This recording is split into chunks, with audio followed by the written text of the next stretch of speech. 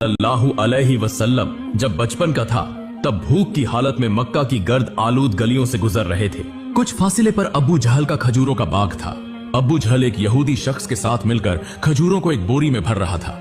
नबी मोहम्मद सल्लल्लाहु अलैहि वसल्लम उस वक्त भूखे थे, इसलिए 2 खजूरों की उम्मीद लिए अब्बू जहल के खजूरों के बाग की तरफ बढ़ने लगे। नबी मोहम्मद सल्लल्लाहु अलैहि वसल्लम आहिस्ता आहिस्ता उस खजूरों के बाग में पहुंचे और अब्बू जहल को सलाम करके अदब से अर्ज किया, चचा जान, मुझे बहुत भूख लगी है, क्या आप मुझे 2 खजूरें दे सकते हैं?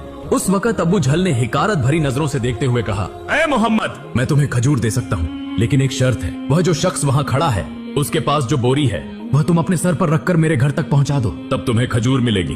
तब नबी फौरन उस यहूदी शख्स के पास चले गए।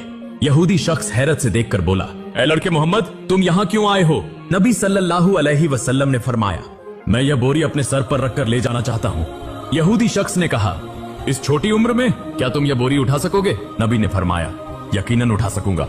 फिर मोहम्मद ने गर्द से अटे जिस्म के साथ बोरी अपने सर पर रखी और चलने लगे। छोटे छोटे कदम, थका हुआ जिस्म, लेकिन चेहरे पर एक गैर जमीनी सुकून था। उनके पीछे अब्बू जहल और वह यहूदी शख्स भी चल रहे थे। कुछ देर बाद वह बोरी अब्बू जहल के घर के सामने रख दी गई। यहूदी शख्स ने वह बोरी अंदर एक कोने में रख दी। फिर नबी मोहम्मद सल्लल्लाहु अलैहि वसल्लम ने कहा, चचा जान, मुझे खजूर दीजिए। अबू जहल ने सिर्फ एक खजूर दी। तब नबी सल्लल्लाहु अलैहि वसल्लम ने अर्ज किया, चचा जान, क्या आप एक और खजूर नहीं देंगे? यह मासूम सी गुजारिश गोया अब्बू जहल के अंदर की आग में घी डालने के मुताबिक थी। वह गुस्से से बोला और अचानक एक जोरदार थप्पड़ नबी के चेहरे पर मारा। उसी लम्हे जैसे सूरज अचानक गुरूब हो गया, आसमान रो पड़ा, हवा साखित हो गई, पहाड़ भी आंसू बहाने लगे। एक मासूम बच्चे पर यह जुल्म और जालिम अब्बू जहल हंसते हंसते अपने घर में दाखिल हो गया।